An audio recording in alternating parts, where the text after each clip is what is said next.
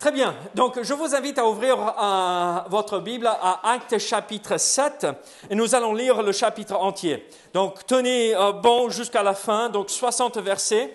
Mais en fait, c'est le discours le plus long qui est enregistré dans le livre des Actes des Apôtres. Le message de Pentecôte, vous vous rappelez? Quelques versets. Le message que Pierre a prêché devant ceux qui étaient là après la guérison de cet homme boiteux, quelques versets. Et là, Étienne, pas toi Étienne, mais je ne te vise pas ce dimanche, mais Étienne prêche un message qui est quasiment tout enregistré pour nous, et donc tous les détails. Donc si Dieu a voulu que tous ces détails soient là, c'est quand même important de les comprendre et de les voir. Et donc, c'est le message le plus long, le discours le plus long enregistré dans ce livre, donc les Actes des Apôtres. Donc, Actes chapitre 7, et lisons ensemble ce chapitre. La Bible dit, le souverain sacrificateur dit, « Les choses sont-elles ainsi ?» Étienne répondit, « Hommes, frères et pères, écoutez, le Dieu de gloire apparut à notre père Abraham lorsqu'il était en Mésopotamie, avant qu'il s'établisse à Charan. Et il lui dit, « Quitte ton pays et ta famille et va dans le pays que je te montrerai. » Il sortit alors du pays des Chaldéens et s'établit à Charan. De là, après la mort de son père, Dieu le fit passer dans ce pays que vous habitez maintenant. Il ne lui donna aucune propriété en ce pays, pas même de quoi poser le pied, mais il promit de lui en donner la possession, et à sa postérité après lui, quoiqu'il n'eût point d'enfant. Dieu parla ainsi, sa postérité séjournera dans un pays étranger. On la réduira en servitude et on la maltraitera pendant 400 ans. Mais la nation à laquelle ils auront été asservis, c'est moi qui la jugera, dit Dieu. Après cela, ils sortiront et ils me serviront dans ce lieu-ci. Puis Dieu donna à Abraham l'alliance de la circoncision.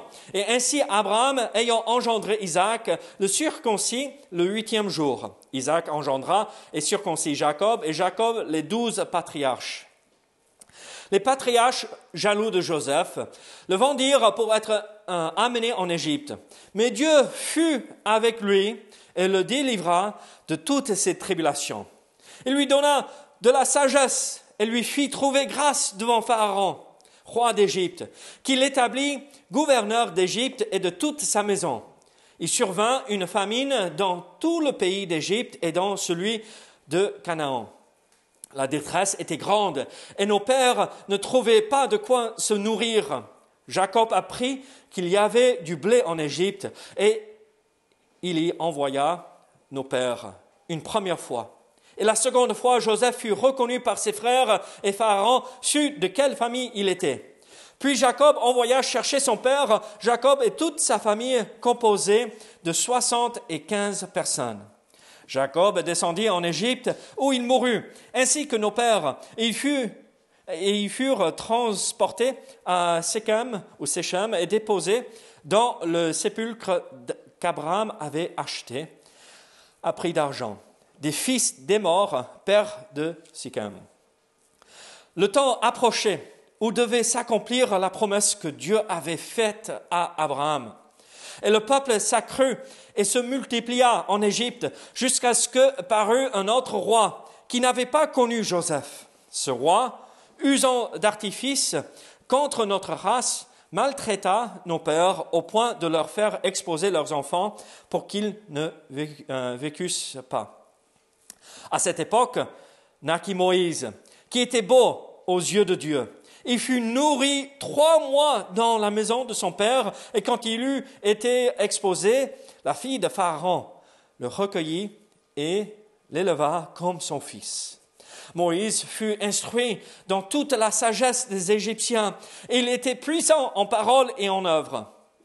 Il avait 40 ans lorsqu'il lui vint dans le cœur de visiter ses frères, les fils d'Israël. Il en vit un qu'on outrageait et prenait sa défense. Il vengea celui qui était maltraité et frappa l'Égyptien. Ils pensaient que ses frères comprendraient que Dieu leur accordait la délivrance par sa main. Mais ils ne comprirent pas. Le jour suivant, il parut au milieu d'eux comme ils se battaient, et il les exhorta à la paix. « Hommes, dit-il, vous êtes frères, pourquoi vous maltraitez-vous l'un l'autre ?» Mais celui qui maltraitait son prochain le repoussa en disant « Qui t'a établi chef et juge sur nous ? Veux-tu me tuer comme tu as tué hier l'Égyptien ?» À cette parole, Moïse prit la fuite et il alla séjourner dans le pays de Madian où il engendra 2 fils. 40 ans plus tard, un ange lui apparut au désert de la montagne de Sinaï, dans la flamme d'un buisson en feu. Moïse, voyant cela, fut étonné de cette apparition. Et comme il s'approchait pour examiner, la voix du Seigneur se fit entendre.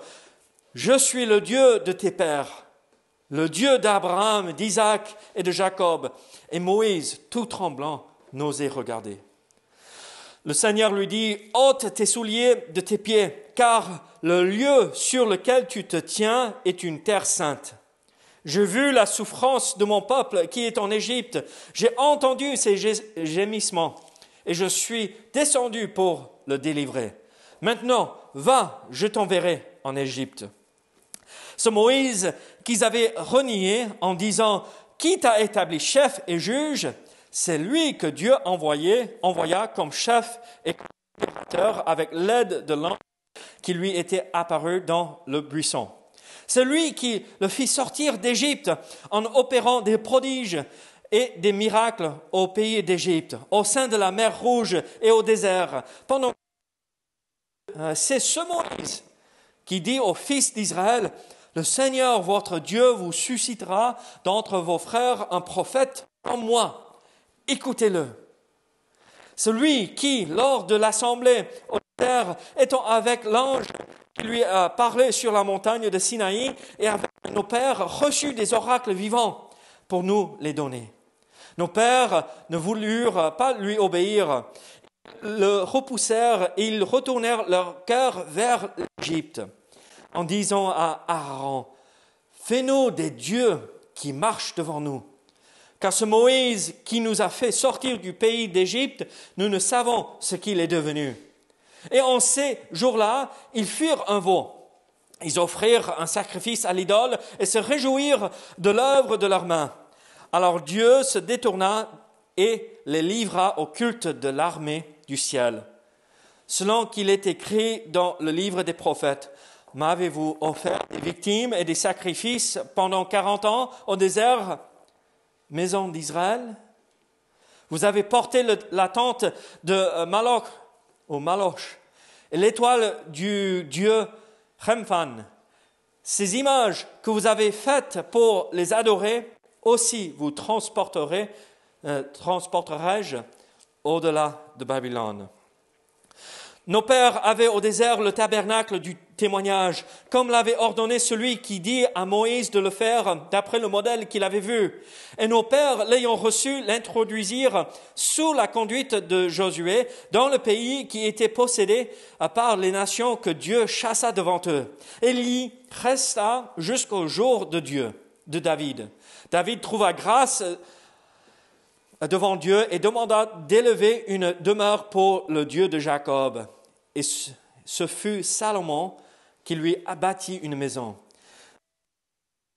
N'habite pas dans ce qui est fait de main d'homme. Comme dit le prophète, « Le ciel est mon trône et la terre mon marchepied. Quelle maison me bâtirez-vous, dit le Seigneur, ou quel sera le lieu de mon repos? N'est-ce pas ma main qui a fait toutes ces choses? Homme au cou raide, incirconcis de cœur et d'orgueil, vous vous opposez toujours au Saint-Esprit. Ce que vos pères ont été, vous l'êtes aussi. Lequel des prophètes vos pères n'ont-ils pas persécuté? Ils ont tué ceux qui annonçaient d'avance la venue du juste, que vous avez livré maintenant et dont vous avez été les meurtriers. Vous qui avez reçu la loi d'après des commandements d'anges qui ne l'avaient point gardé. En entendant ces paroles, ils étaient furieux dans leur cœur. Ils grinçaient des dents contre lui. Mais Étienne, rempli du Saint-Esprit et fixant les regards vers le ciel, vit la gloire de Dieu et Jésus debout à la droite de Dieu. Et il dit, « Voici, je vois les cieux ouverts et le Fils de l'homme debout à la droite de Dieu. » Ils poussèrent alors de grands cris en se bouchant les oreilles et ils se précipitèrent tous ensemble sur lui, le traînèrent hors de la ville et le lapidèrent. Les témoins déposèrent leurs vêtements aux pieds d'un jeune homme nommé Saul. Ils lapidaient Étienne qui priait et disait, « Seigneur Jésus, reçois mon esprit. » Puis s'étant mis à genoux, il s'écria d'une voix forte, « Seigneur, ne leur impute pas ce péché. » Et après ces paroles, il s'endormit. Prions ensemble. Seigneur, sois avec nous ce matin. Aide-nous à comprendre ce que tu veux nous montrer, nous enseigner ici. Seigneur, nous avons devant nous un exemple merveilleux en Étienne. Donc Seigneur, aide-nous à comprendre ce que tu nous donnes ici. Au nom de Jésus. Amen. Là, la semaine dernière, vous vous rappelez quand on a lu Actes chapitre 6 et on a regardé Actes chapitre 6, on a soulevé deux idées liées avec la vie d'Étienne et l'exemple qu'il était. Déjà, il était un serviteur. Il est devenu un des premiers diacres de l'Église. Mais après, on avait vu qu'il était aussi pas juste un serviteur, mais celui aussi qui témoignait. Parce qu'il parlait et débattait la vérité de Jésus-Christ avec ceux de ces synagogues qui allaient rencontrer ces gens. Et donc, c'était un homme qui était prêt à servir à table, faire un travail que tout le monde pourrait faire. Et donc, il ne se voyait pas plus grand de ce qu'il était. Un homme humble et prêt à servir. Mais aussi, il était celui qui avait un témoignage. Il parlait de son Sauveur. Il transmettait la vérité de l'Évangile à tous ceux qui voulaient entendre. Et là, il a été arrêté pour ce témoignage et pour son service pour le Seigneur. Et nous allons voir deux aspects de la vie d'Étienne, deux attributs, deux choses qui caractérisaient la vie d'Étienne de plus aujourd'hui. Donc, il n'était pas juste un simple serviteur, il n'était pas juste un simple témoin, mais il était un prédicateur de la parole aussi. Et donc, vous êtes en train de me regarder et vous êtes tous en train de peut-être me dire dans votre tête, « Bon, je ne suis pas un prédicateur, donc ça ne me concerne pas du tout. » Mais vous savez ce que c'est un prédicateur? Celui qui parle. Parfois, il parle trop, n'est-ce pas? Non, mais celui qui annonce les oracles de Dieu. Celui qui annonce les vérités de la parole de Dieu. Et donc, nous sommes tous appelés à prêcher l'Évangile. Donc, oui, on comprend le rôle du pasteur, de l'ancien au sein de l'Église. Ça, c'est un autre sujet. Mais l'idée ici, voyons ici, c'est que Étienne, en étant un diacre, était aussi un prédicateur. Il a annoncé et prêché la bonne nouvelle de Jésus-Christ. Et alors, notre objectif, c'est de ressembler à Étienne. Il a été un exemple merveilleux. Et nous comprenons que Dieu veut que ses enfants suivent des exemples magnifiques que nous retrouvons dans la parole. Est-ce qu'ils sont parfaits, ces exemples? Non.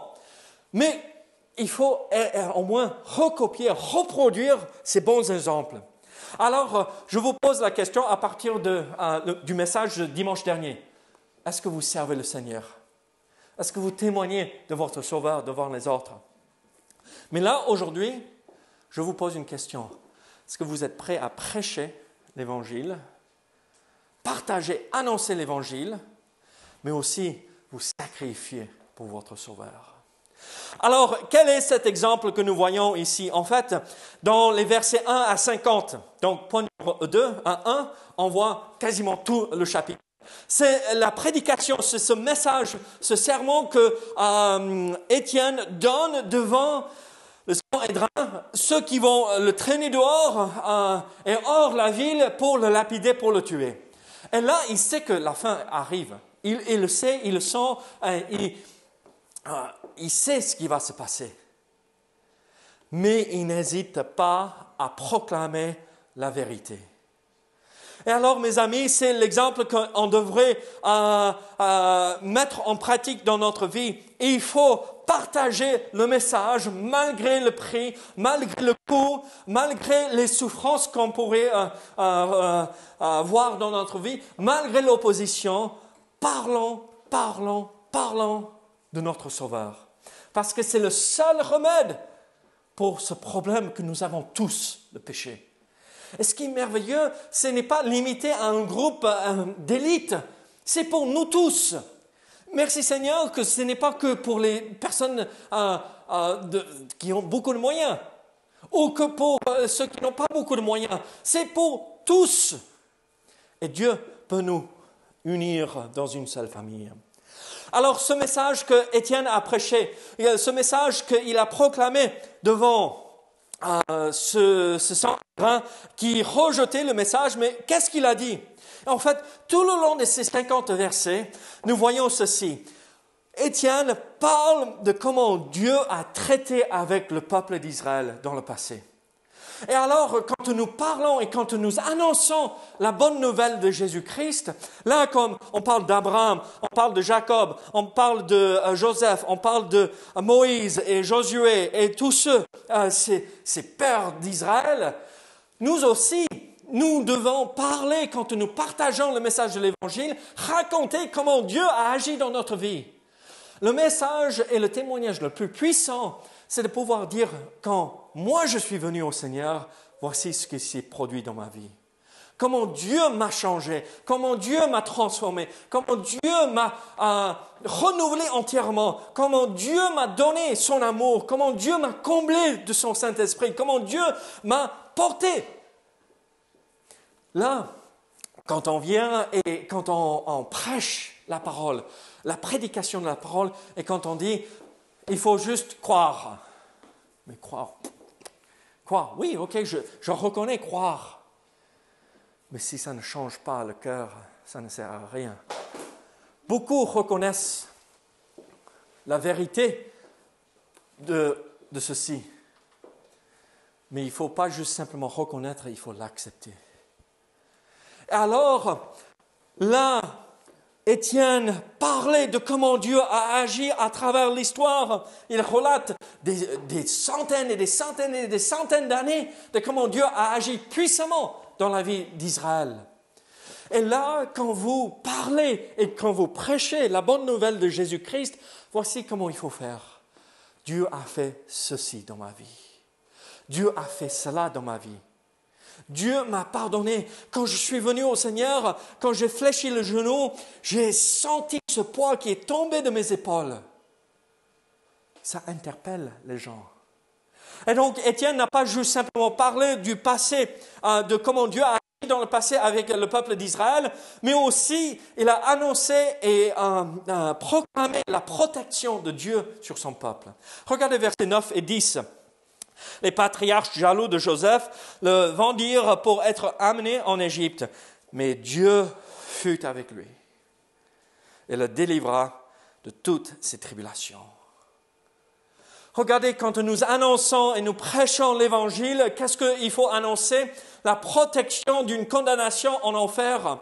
Dieu nous pardonne et après il nous protège de cette éternité séparée de lui. Là, Égypte est vue toujours dans les Écritures comme le monde, n'est-ce pas? Égypte est toujours représentant du péché. Pas que le peuple égyptien est péché, mais c'est juste l'image que le Seigneur utilise pour expliquer des vérités, d'accord? Et donc, ici, là, Étienne proclame, Dieu a protégé, parce qu'en Joseph était Israël aussi, d'accord? Donc, Israël était représenté par Joseph. Et Dieu a protégé Israël, cette entité choisie depuis tout le temps. Mais quand nous parlons de notre Sauveur, il faut expliquer qu'il nous protège aussi des conséquences et du paiement qu'on doit payer pour nos péchés, en nous pardonnant.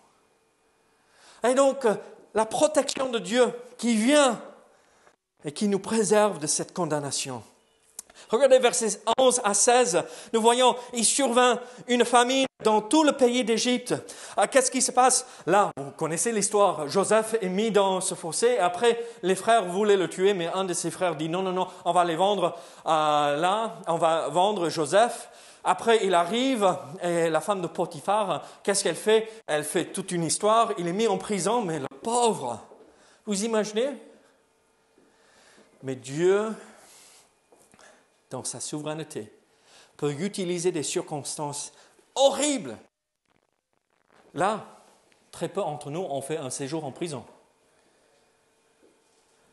Mais Dieu a su utiliser un séjour en prison pour accomplir le bien. Et alors, qu'est-ce qui s'est passé? Joseph monte en importance et devient l'ambassadeur, le premier ministre, plus ou moins, du pharaon.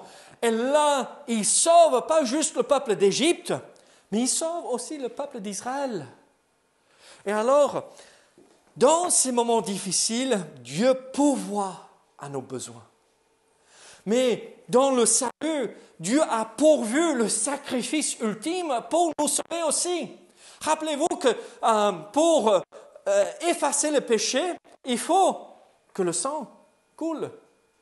Mais, Goodwin, t'es parfait? Mince. J'espérais pouvoir dire à Laurie que tu étais parfait. Raoul, t'es parfait? Ah, mais... Et est-ce qu'il y a un parmi nous qui est parfait? Sylviane ne lève pas la main. Elle est toujours l'adolescente à cœur. Hein? Elle aime bien rigoler. C'est bien, c'est bien. Mais aucun entre nous n'est parfait. Aucun entre nous pouvons faire ce sacrifice pour payer la dette parce qu'il faut que ce soit un sacrifice parfait pour effacer le péché. Mais Dieu, dans sa sagesse, depuis toute l'éternité passée, a pourvu pour ce sacrifice. Tout comme il a pourvu aux besoins d'Israël, il a pourvu l'agneau immolé pour nous sauver. Mes amis, de Jésus qui s'est sacrifié. Comment Dieu a mis tout en place en sachant, quand Christ a été sacrifié à la croix, il pensait à Anne-Marie et Anne-Marie. Il pensait à Francis et Mary Jo.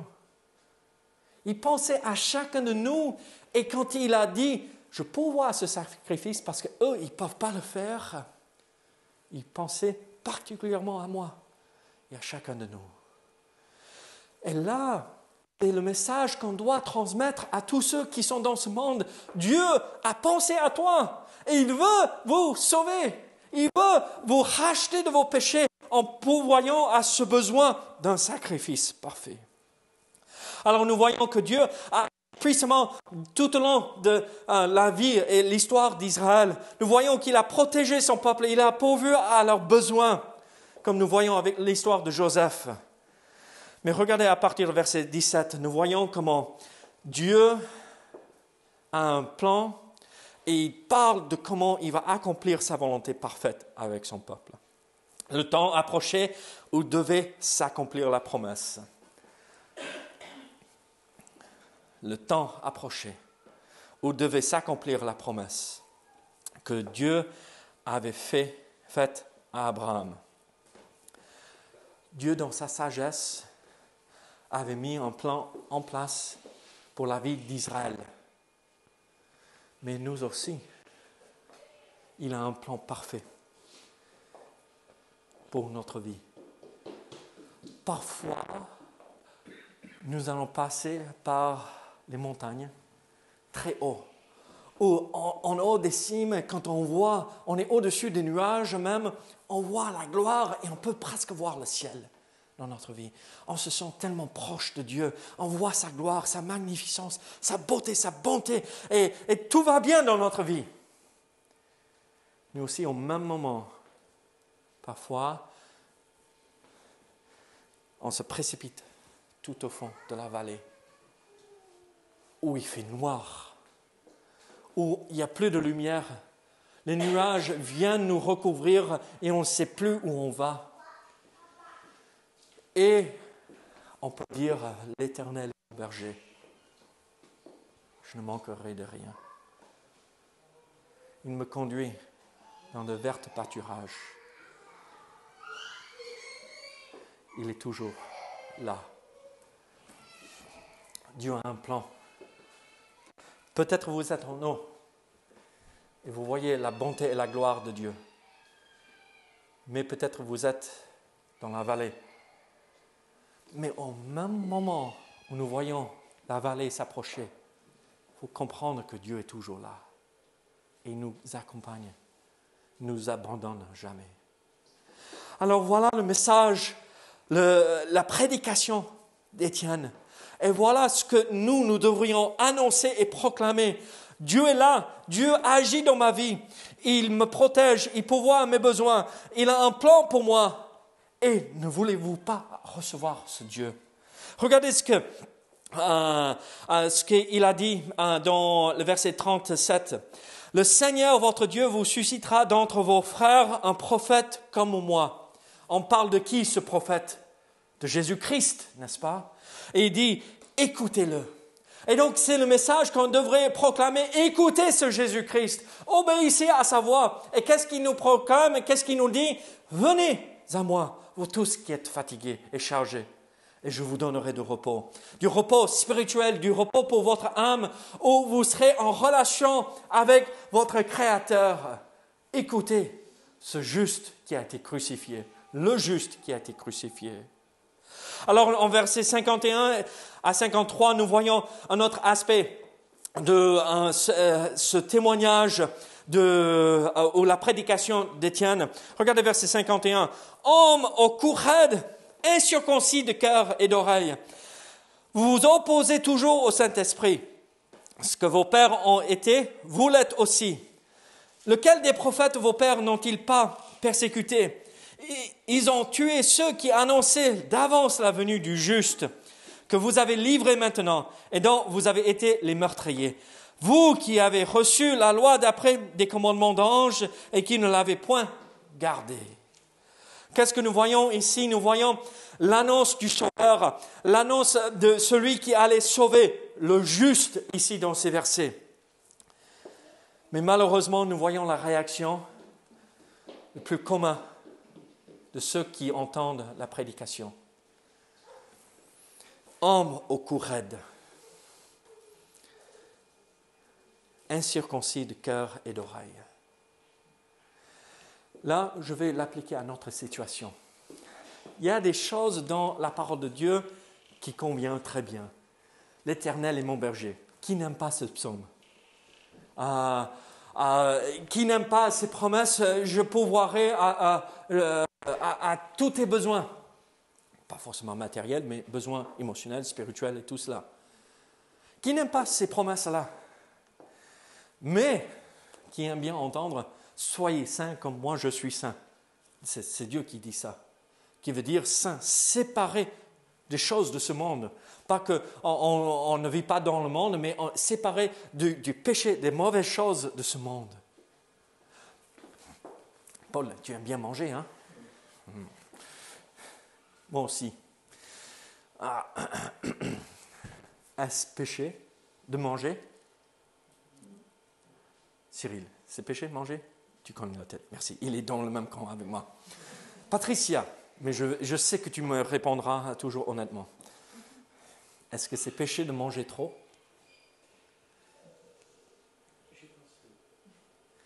Bon, ce n'est pas un péché mortel comme certaines religions enseignent, d'accord? Mais c'est péché. On ne prend pas soin du temple de Dieu. Et là, okay, on va le mettre dans des termes où on va pouvoir rigoler, mais vous allez comprendre. Chez nous, aux US, vous savez comment on est, hein? Vous m'avez vu il y a 13 ans de cela. Hein? On aime bien manger. Et malheureusement, beaucoup de nos pasteurs sont d'une taille assez importante. Ils ont du poids quand ils parlent. Hein? C'est pas bon.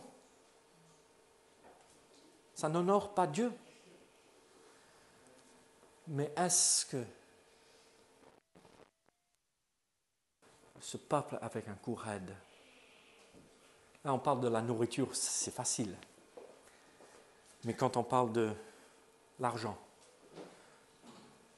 quand on parle du couple, quand on parle de la relation entre hommes et femmes au sein d'une famille chrétienne, quand on parle de la discipline, quand on parle de... Oula, tu me fatigues là, David. Ah, c'est un peu dépassé, c'est un peu vieux jeu, ça.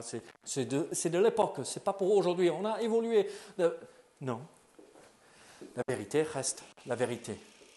Elle ne change pas. Alors, sommes-nous ceux qui ont le cou raide, incirconcis de cœur et d'oreille? Nous voyons alors comment ils résistent. Mais en verset 52, nous voyons que le Sauveur est proclamé. Et après, regardez verset 53. Verset 53, « Vous qui avez reçu la loi d'après des commandements d'anges et qui ne l'avez point gardée. » Là, Étienne donne une claque. Vous êtes fiers du fait que vous avez reçu la loi de Dieu directement par Moïse. Vous êtes fiers que vous êtes le peuple élu, mais vous avez reçu ces commandements, mais vous ne les avez pas respectés. Vous n'avez pas obéi. Alors, et voici la réaction à cette prédication. Regardez verset 54. En entendant ces paroles, ils étaient furieux dans leur cœur. Ils grinçaient des dents contre lui. Mes amis, soyons sûrs que nous ne sommes pas ceux qui grincent les dents contre Dieu. Dieu peut nous pardonner. Soyons ceux qui ne deviennent pas furieux quand nous entendons une vérité de la parole, mais acceptons. Parce que regardez ce qui va se passer. Ça va les pousser à lapider Étienne. Ils vont commettre un meurtre parce qu'ils n'aiment pas ce qu'ils entendent, la vérité. Aujourd'hui, on ne va pas lapider quelqu'un. Mais on va, dégage.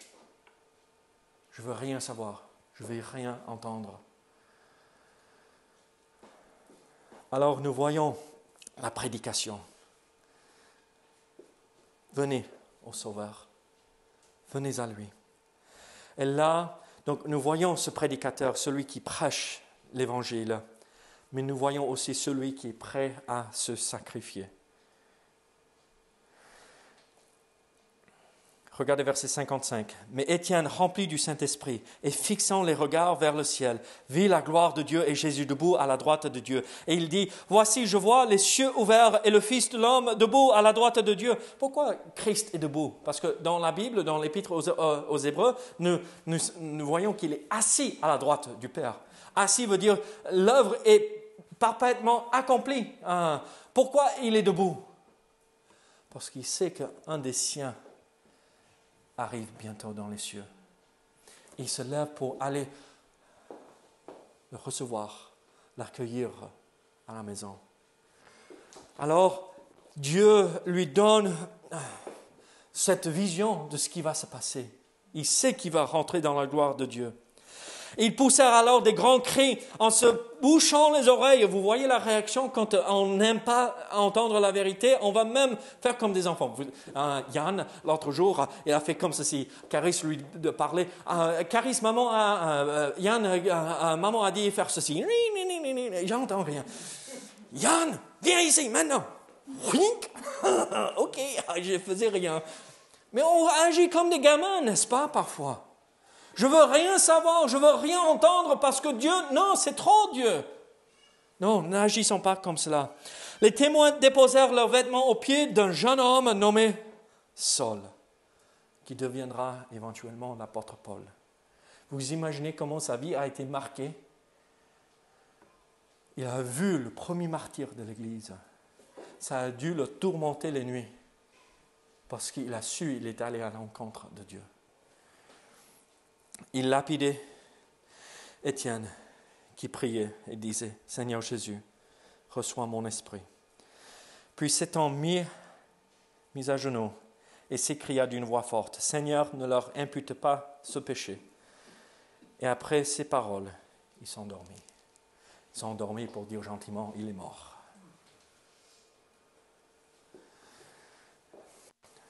Étienne était prêt à tout sacrifier pour le Seigneur. Êtes-vous prêt à sacrifier pour votre Sauveur? Cette vie ici-bas, la vie est éphémère, n'est-ce pas? Un jour, le lendemain, c'est terminé. Mais on vivra pour toute l'éternité avec notre Dieu dans le ciel. Qu'est-ce que c'est de sacrifier quelque chose maintenant pour le servir en vue de l'éternité? Qu'est-ce que c'est de faire une chose, de s'imposer une règle, un principe en vue de l'éternité? Mes amis, quand je vous regarde la vie d'Étienne, c'est un exemple extraordinaire. Un serviteur, prêt à servir le Seigneur.